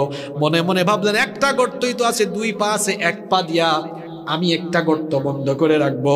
তিনি সাফ করে নবীজিকে বললেন, ওগো আল্লাহর নবী, আপনি ভিতরে আসেন। নবীজি যখন ভেতরে আসলেন, নবীজি বললেন, আবু বকর, পাহাড় বেয়ে বেয়ে সারা রাত হেঁটে হেঁটে ক্লান্ত হয়েছি, তুমি একটু বসো, আমি তোমার কোলে মাথা রেখে কিছুক্ষণ আরাম ফরমাই। আবু বকর রাদিয়াল্লাহু আনহুর কোলে মাথা রেখে নবীজি আরাম ফরমাচ্ছেন। এমন সময় নবীজি ঘুমিয়ে গেলেন। আবু বকর রাদিয়াল্লাহু আনহু এক পা দিয়ে তিনি ওই গর্তটা বন্ধ করে রেখেছিলেন। ওই গর্তের ভেতরে একটা বিষধর সাপ ছিল, হঠাৎ করে পায়ের মধ্যে কামড় দিল। বিষের যন্ত্রণায় আবু বকর রাদিয়াল্লাহু আনহু ছটফট করছেন, কিন্তু নবীজিকে ঘুম থেকে জাগান না, কারণ নবীজির কষ্ট হয়ে যাবে, বেয়াদবি হতে পারে। বিষের যন্ত্রণা সইতে না পেরে চক্ষু থেকে পানির ফোঁটা টপ টপ করে পড়তে লাগলো। নবীজির চেহারা মুবারকে বলল, নবীজির ঘুম ভেঙে গেল, দেখলেন আবু বকর কান্না করছেন। বললেন, আবু বকর রে, তুমি কাঁদো কেন? মনে হয় তোমার বাড়ির কথা মনে পড়েছে। আবু বকর বলেন, ওগো আল্লাহর নবী, আমার ঘর বাড়ি বিবি বাচ্চা সব আপনার জন্য কুরবান, কারোর জন্যই আমার মন খারাপ না, কারোর জন্যই আমি কাঁদি না। নবীজি বলছেন তাহলে কেন কাঁদো? আবু বকর বললেন, ঘটনা শোনালেন, বললেন একটা গর্ত বাকি ছিল, পা দিয়ে সেটা বন্ধ করে রেখেছিলাম, বিষধর সাপ দংশন করেছে। নবীজি বললেন, আবু বকর এক্ষুনি তোমার পাটা দাও। নবীজি থুতু মুবারক লাগাইয়া দিলেন, শিফা দিয়ে দিলেন কে? নবীজি বললেন, আবু বকর তোমার এই অবস্থা, আমাকে তুমি ডাকলা না কেন? আবু বকর বললেন, ওগো আল্লাহর নবী, আমি আপনাকে এতটা ভালোবাসি, আপনার সামান্য কষ্ট আমার বরদাস্ত হয় না। আল্লাহর কসম করে বলছি, এই সাপ আমাকে দংশন করেছে, বহুক্ষণ চেষ্টা করেছিলাম চোখের পানি ধরে রাখার জন্য, আপনাকে চোখের পানি পড়ার পরেও আমি ডাকি নাই। ওগো আল্লাহর নবী, এই অবস্থায় যদি আমার জীবনও চলে যেত, আপনার আরামে আমি ব্যাঘাত ঘটাতাম না। এর নাম ইশক, এর নাম ভালোবাসা। সত্যিকারের আশিকে রাসূল হলে আল্লাহর জমিনে আল্লাহর দ্বীন কায়েমের ঝান্ডাবাহী পতাকা নিয়ে তারপরে ময়দানে নামা লাগবে। আল্লাহু আকবার, আল্লাহু আকবার।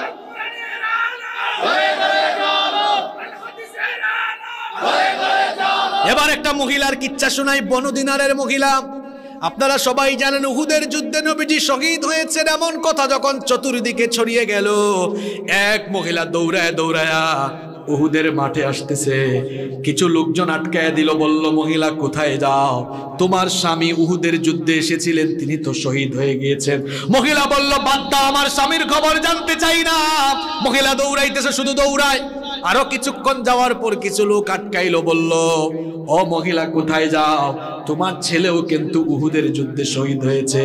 মহিলা বলল, আমার স্বামী আমার ছেলে সব যদি শহীদ হয়ে যায় আমার কোনো আপত্তি নাই, আগে বলো আমার নবী, আমার কলেজার টুকরা নবী কোথায়, ভালো আছেন কিনা? জীবন উৎসর্গ করে দিতে হবে সেই নবীর জন্য। এইরকম ইশক, এইরকম ভালোবাসা নবীর জন্য থাকা লাগবে। আজ নবীর আদর্শ, নবীর আদর্শ, যে আদর্শ নিয়ে নবীজি দুনিয়াতে এসেছেন, আল্লাহর কোরআনের বিধান জমিনে কায়েমের জন্য নবীজি কোরআন দিয়ে মদিনা চালাইলেন। আজ সেই কোরআনের বিধানের সাথে ফাইজলামো করা হচ্ছে, কোরআনওয়ালা লোকদের সাথে তামাশা করা হচ্ছে। জেলখানা বানানো হয়েছে চোর ডাকাতদের জন্য, এখন চোর ডাকাতরা জেলখানার বাইরে আর কোরআনওয়ালারা জেলখানার ভেতরে।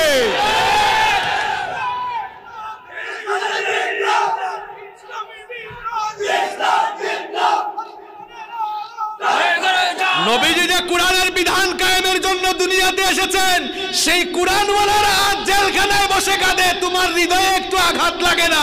তুমি বুঝি আবার আশিকে রাসূল নিজেকে দাবি করো? আল্লাহ আমাদেরকে হেদায়েত দান করেন। আরো আসতে বলেন আমিন। বলেছিলাম নবীজির আশিক হইতে হলে কয়টা কাজ করা লাগবে? আরো জোরে, কয়টা বলছি? কয়টা? দুইটা না, কয়টা বলছি? তিনটা। কয়টা বলছি? তিনটা। কয়টা? দেখি স্লোগানের চোটে মনে আছে না ভুলে গেছে।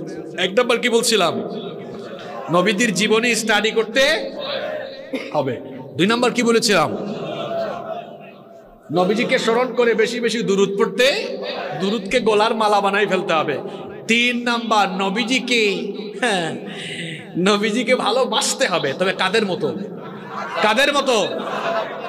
নিজের জীবনের চাইতেও বেশি ভালোবাসা লাগবে। আর এই ভালোবাসাটা এখন কেমন হবে? এই যুগে কেমন হবে? শুধু আমরা বলবো নবী গো জীবনের চেয়ে বেশি ভালোবাসি না, এরকম মুখ দিয়া বললে হবে না। নবী দুনিয়াতে এসেছেন কার বিধান কায়েমের জন্য? এই কোরআনের বিধান, নবীর এই আদর্শকে, নবীর আদর্শ যে কোরআন, এটা কি আমার কথা? আয়েশা রাদিয়াল্লাহু আনহাকে সাহাবীরা জিজ্ঞেস করছে নবীর চরিত্র কেমন? কয় কোরআন পড়ো না? কোরআনটাই নবীর চরিত্র। সুবহানাল্লাহ, সুবহানাল্লাহ। তাহলে নবীর এই চরিত্র, নবীর এই আদর্শ বাস্তবায়নের জন্য নবীজির পাগল পারা উম্মত আল্লাহর এই জমিনে আল্লাহর বিধান কায়েমের জন্য সংগ্রাম করবে। রক্ত দেওয়ার দরকার হলে রক্ত দিবে, জীবন দেওয়ার দরকার হলে জীবন দিবে, তাও বাতিলের সামনে মাথা নত করবে না।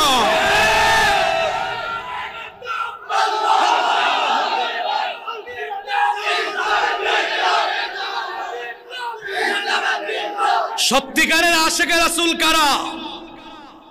শুধুমাত্র রবিউল আউয়াল মাস আসলে এক মাস মিলাদের আর সিরাতের আলোচনা করে জিলাপি আর বিরিয়ানি খাইয়া এক মাসে আশিকে রাসূল হওয়া যায় না।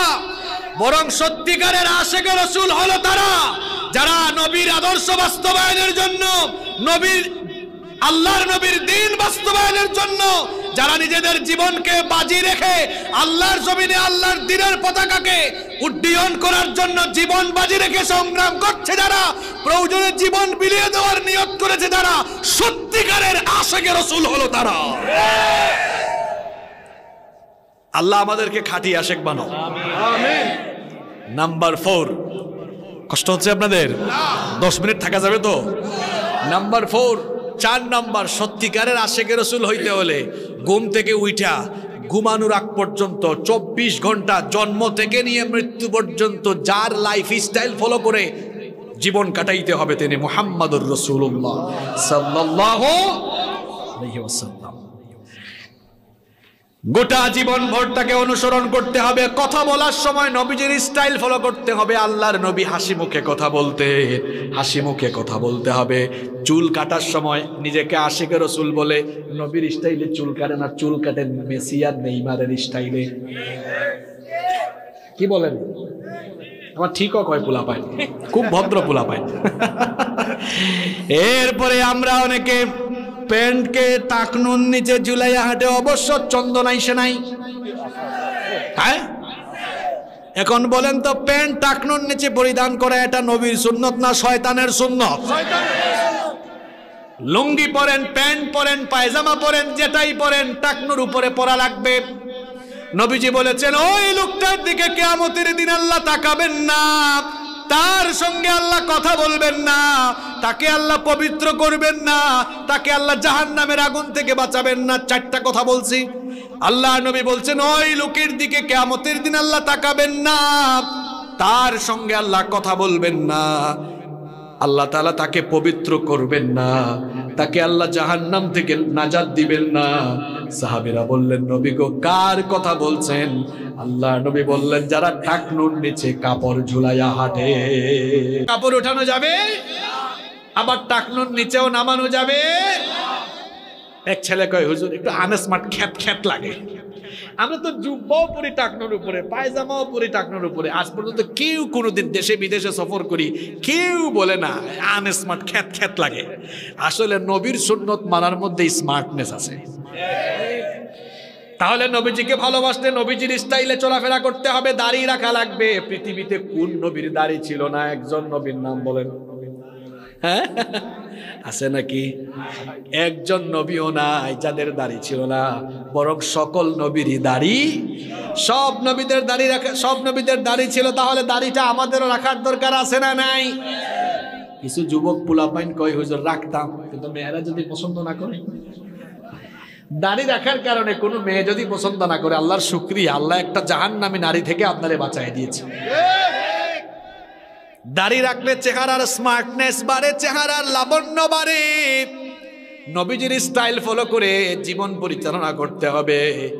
কথা বলার সময় মিথ্যা বলা যাবে। মিথ্যা বলা শয়তানের সুন্নত না নবীর সুন্নত? তাইলে আমরা কথা বলার সময় কি মিথ্যা বলবো নাকি? গীবত করব নাকি? সমালোচনা করব নাকি? আমরা এখন মানুষের সমালোচনা বেশি করি, আত্মসমালোচনা কম করি। নিজের চরকায় তেল দেন, মানুষের গন্ধ খুঁজেন, নিজের মধ্যে গন্ধ আরো বেশি আছে। আত্মসমালোচনা করেন। কয়টা মানুষ আছে বলেন তো আমরা আত্মসমালোচনা করি? শোনেন কিছু সবক দিই আপনাদেরকে। প্রতিদিন রাতের বেলা ঘুমানোর আগে আত্মসমালোচনা করবেন। সেটা কিরকম দেখেন, আমি করি, আপনারা শোনেন।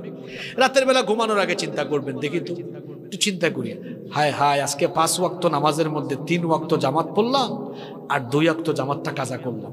এই যে আমি আমাকে নিয়ে ভাবতেছি, এটা কি পরের সমালোচনা না আত্মসমালোচনা? আগামীকাল থেকে আর জামাত বাদ দিব না ইনশাআল্লাহ।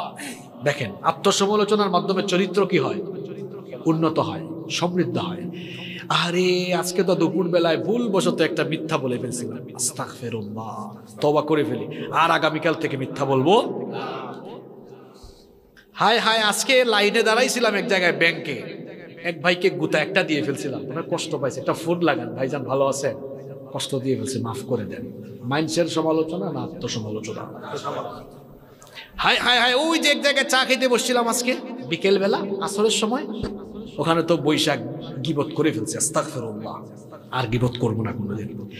মানুষের সমালোচনা না আত্মসমালোচনা? এখন বলেন তো, আমরা আত্মসমালোচনা বেশি করি না পরের সমালোচনা বেশি করি? আর নবীজি বলেছেন, মানুষের দোষ ত্রুটি গোপন রাখো। সবার দোষ ত্রুটি আছে না নাই? গোপন গুনাহ আছে তো, এমনও গোপন গুনাহ আছে ফাঁস হইলে ইজ্জত থাকবে না।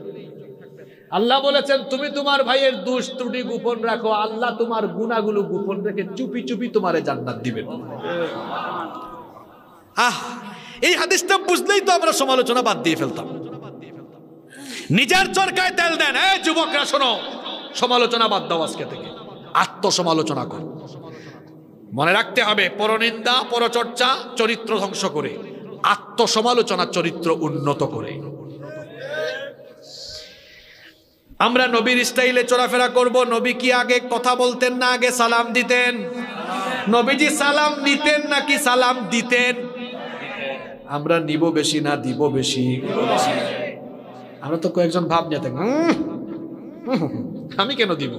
বিশেষ করে ঊর্ধ্বতন চেহারা থাকলে সব সালাম অধস্তনদের কাছ থেকে নিতে চায়, নিজে দেয় না। আছে না নাই? নবীজিকে কোনোদিন কেউ আগে সালাম দিতে পারছে? কথা বলেন, পেরেছে? কেউ কোনোদিন নবীকে আগে সালাম দিতে পেরেছে? নবীজি সবার আগে সালাম দিয়ে ফেলেছেন। তাহলে আমরাও সালাম দিব তো মানুষকে, ইনশাআল্লাহ। এইভাবে করে নবীজিকে অনুসরণ করতে হবে। আল্লাহর আনুগত্যের আগে নবীজির আনুগত্য করতে হবে। এই জন্য নবীজি বলেছেন, মান আতাআনি ফাকাদ আতা আল্লাহ। যে আমার আনুগত্য করলো সে আল্লাহর আনুগত্য করলো। তাহলে নবীজিকে ভালোবাসার 4 নাম্বার নমুনা হলো, গোটা জীবনভর যার অনুসরণ করতে হবে তিনি কে? আল্লাহ। ভালোবাসার মূল দাবি হলো অনুসরণ করা। ভালোবাসার মূল দাবি কি? সর্বশেষ একটা কিচ্ছা শুনে আপনাদের খারাপ লাগতেছে আমি জানি, একটা কিচ্ছা মনে হয়েছে, বলবো আমি? খুব মারাত্মক কিচ্ছা, বলবো তো? বলার পরে এক গোষ্ঠীর প্রশ্ন আছে, ওই প্রশ্নের উত্তরও আজকে দিয়ে যাবো এখান থেকে। শুধু ভালোবাসলেই হবে না, ভালোবাসার মূল দাবি মেনে চলা। ভালোবাসা দেখে যদি নবীজিকে মেনে না চলে, সুজা জাহান্নামে যেতে হবে। এরকমই একটা জাহান্নামী লোকের কিচ্ছা শোনাই। তার নাম আবু তালেব। নাম কি? নবীজির আপন। নবীজিকে ভালোবাসছে কম না বেশি? নবীজি জন্মের আগে বাবা হারাইলেন, জন্মের পরে মা হারাইলেন, দাদার আশ্রয়ে ছিলেন, দাদাকেও হারাইলেন, চলে গেলেন কার আশ্রয়ে? চাচার আশ্রয়ে। আর এই চাচা তাকে অনেক আদর ভালোবাসা দিয়ে লালন পালন করেছেন। আবু তালেব নবীজিকে খুব ভালোবাসতেন, নবীজিও আবু তালেবকে খুব শ্রদ্ধা করতেন। আবু তালেব যখন মৃত্যুশয্যায়, বুখারীর হাদিস, নবীজি গিয়ে দেখলেন তার চাচা দুনিয়া থেকে চলে যাওয়ার সময় এসেছে। নবীজির হাতে হাত রেখে ইসলাম কবুল করেছে। তখন অনেকেই নবীজির খারাপ লাগতেছে, আরে আমার চাচা এত ভালোবাসা দিয়ে আমাকে লালন পালন করেছেন, আমার চাচা যদি কালেমাহীন অবস্থায় কাফের অবস্থায় মারা যান, আমার বাবা তো জাহান্নামে চলে যাবে, আমার চাচা তো জাহান্নামে চলে যাবে। নবীজির খারাপ লাগতেছে। নবীজি গিয়ে চাচাকে কানে কানে বললেন, ইয়া আম্মি আবু তালেব, আমার কলিজার টুকরা চাচা শোনেন, লা ইলাহা ইল্লাল্লাহ। চাচা গো, লা ইলাহা ইল্লাল্লাহ এতটুকু বলে মুহাম্মাদুর রাসূলুল্লাহ বলা লাগবে না, শুধু লা ইলাহা ইল্লাল্লাহ এতটুকুনের ঘোষণা দেন। মরার আগে শুধু এতটুকু কথা বলেন, কালিমাতুন উহাজ্জু লাকা বিহা ইনদাল্লাহ। লা ইলাহা ইল্লাল্লাহ এই কালেমা এতটুকু যদি আপনি বলতে পারেন, কিয়ামতের দিন আল্লাহর সাথে ঝগড়া করে আমি আপনার সাথে নিয়ে জান্নাতে যাব। আবু সুফিয়ান তো তখনও ইসলাম কবুল করে নাই। আবু সুফিয়ান সহ অন্যান্য নেতারা বলল, আবু তালেব, তোমার ভাতিজার কথা মরার আগে শুনে আমাদেরকে বেইজ্জত কইরো না। আবু তালেব কালেমা পড়লেন না, এভাবেই চলে গেলেন। নবীজির মন খারাপ হয়ে গেল। আল্লাহ তাআলা ওহী নাযিল করলেন। আল্লাহ তাআলা বললেন, ইন্নাকা লা তাহদি মান আহবাবতা ওয়ালাকিন্নাল্লাহা ইয়াহদি মান ইয়াশা। আল্লাহ তাআলা সান্ত্বনা দিলেন, বললেন, ওগো নবী, আপনি যাকে ভালোবাসেন তারে হেদায়েত করার দায়িত্ব তো আপনার নয়, হেদায়েতের চাবি কার হাতে? এরপরেও নবীজির দিল মানে না। নবীজি তখন হাত উঠায়া আল্লাহর কাছে দোয়া করতে যাবেন, আল্লাহ আমার চাচা কাফের অবস্থায় বললেও তুমি মাফ করে দাও, এইরকম দোয়া যখন নবীজি করতে যাবেন আল্লাহ বরদাস্ত করেন নাই, সাথে সাথে আল্লাহ আয়াত নাজিল করলেন। আল্লাহ বললেন মা কানা লিন-নাবিয়্যি ওয়াল্লাযীনা আমানু আইয়াস্তাগফিরু লিল মুশরিকিনা ওয়ালাউ কানু উলি কুরবা মিন বা'দি মা তাবায়্যানা লাহুম আন্নাহুম আসহাবুল জাহিম। আল্লাহ তাআলা বললেন, ও নবী শুনেন, আপনি নবী এবং নবীর উম্মত খাঁটি ইমানদার, তাদের জন্য উচিত নয় কোনো কাফেরের জন্য আল্লাহর কাছে ক্ষমা চাওয়া, সুপারিশ করা, কারণ আল্লাহর ওয়াদা হলো এদের জন্য আল্লাহ জাহান্নাম রেখেছে। এই কিচ্ছাটা এই জন্য শোনাইলাম, অনুসরণ না কইরা নবীর আদর্শ বাস্তবায়নের কাজ না করে শুধু ভালোবাসা দেখাইলেই যদি জান্নাতে যাওয়া যাইতো, তাহলে সবার আগে আবু তালেব জান্নাতে চলে যাইতো। তার মানে বোঝা গেল ভালোবাসা দেখাইয়া, জিলাপি মিষ্টি খাইয়া আর বিরিয়ানি খাইয়াই শুধু ভালোবাসা দেখাইলে হবে না, বরং ভালোবাসলে নবীজিকে অনুসরণ করে নবীর সুন্নাত জমিনে বাস্তবায়নের জন্য জীবন কুরবানি করে দেওয়া লাগবে। এবার বলছিলাম না, এক গোষ্ঠীর প্রশ্ন আছে, আমি একবার এক জায়গায় এক আলোচনা করলাম, পরে শুনলাম এরা ভিডিও বানাইতেছে, বলতেছে পাগলা, নবীরে ভালোবাসলে জাহান্নামে গেলেও লাভ আছে। দেখো না, আবু তালেব জাহান্নামে গেলেও শাস্তি সবচাইতে যুক্তি দেখছেন। শয়তানও হাসে, আল্লাহ আমারে যে শয়তান বানাইছো কেন, আমার তো তার কাছে মুরিদ হওয়া দরকার, এই হেতু থেকে আমার বস। হে পাগলা, জাহান্নামের আযাব সর্বোচ্চ হোক আর সর্বনিম্ন হোক, জাহান্নাম তো জাহান্নামই রে পাগলা। আবু তালেব সে জাহান্নামে গিয়া সর্বনিম্ন শাস্তি, ওইটাও কত মারাত্মক, আগুনের স্যান্ডেল পরার পরে মগজ আর মগজও থাকবে না, মগজ গইলা পড়তে থাকবে। নাউজুবিল্লাহ। পাগলা দেখছেন কি যুক্তি দিচ্ছে, জাহান্নামে গেছে তো কি হয়েছে, ভালোবাসা তো জাহান্নামে আযাব কম পাইছে। হে পাগলা, জাহান্নাম তো জাহান্নাম, এখানে কম আর বেশি কি? জাহান্নামের সর্বনিম্ন আযাব সইতে পারবেন আপনি? সবার ক্ষমতা আছে? আমরা জাহান্নাম থেকে বাঁচতে চাই কি চাই না? তাইলে শুধু নবীজিকে ভালোবাসবো না, ভালোবাসবো জীবনের চাইতে বেশি ভালোবেসে নবীকে অনুসরণ করে নবীর সুন্নতকে, নবীর আদর্শকে জমিনে বাস্তবায়ন করব ইনশাআল্লাহ। কষ্ট হচ্ছে আপনাদের? শেষ নাম্বার 5 নাম্বার হচ্ছে নবীজিকে ভালোবাসলে ইকামতে দ্বীনের আন্দোলনে সম্পৃক্ত হতে হবে। ইকামতে দ্বীনের আন্দোলনে সম্পৃক্ত হতেই হবে, কারণ নবীজি দুনিয়াতে এসেছেন আল্লাহর জমিনে আল্লাহর দ্বীন কায়েমের জন্য। আল্লাহ তাআলা কোরআনে বলছেন, হুয়াল্লাযী আরসালা রাসূলাহু বিল হুদা ওয়া দীনিল হাক্কি লিইয়ুযহিরাহু আলাদ দীনি কুল্লিহি ওয়ালাউ কারিহাল মুশরিকুন। আল্লাহ তাআলা বলছেন, তিনি হচ্ছেন সেই সুমহান সত্তা যিনি তার রাসূলকে দ্বীনে হক এবং হেদায়াত সহ দুনিয়াতে পাঠিয়েছেন। কেন পাঠিয়েছেন শোনো, লিইয়ুযহিরাহু আলাদ দীনি কুল্লি, এই দুনিয়ার সকল মতবাদের উপরে ইসলামকে বিজয়ী আদর্শ হিসাবে প্রতিষ্ঠার জন্য নবীকে পাঠিয়েছেন কে? সব তন্ত্র মন্ত্রের শিকড় কেটে ফেলে আল্লাহর জমিনে আল্লাহর দ্বীন কায়েমের জন্য নবীকে পাঠাইছেন কে?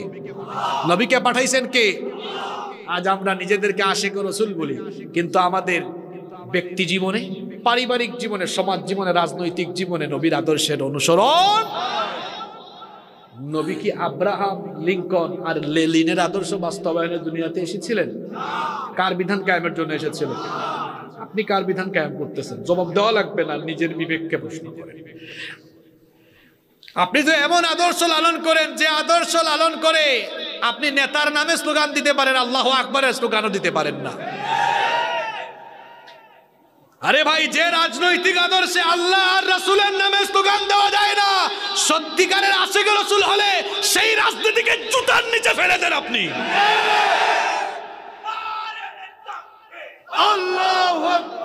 যে রাজনৈতিক আদর্শে আল্লাহ আর রাসূলের কথা বলা যায় না, যে রাজনৈতিক আদর্শে আল্লাহু আকবারের স্লোগান দিলে বিতর্কিত স্লোগান বলা হয়, ওই সকল রাজনীতিকে জুতার নিচে ফেলে দেন আপনি।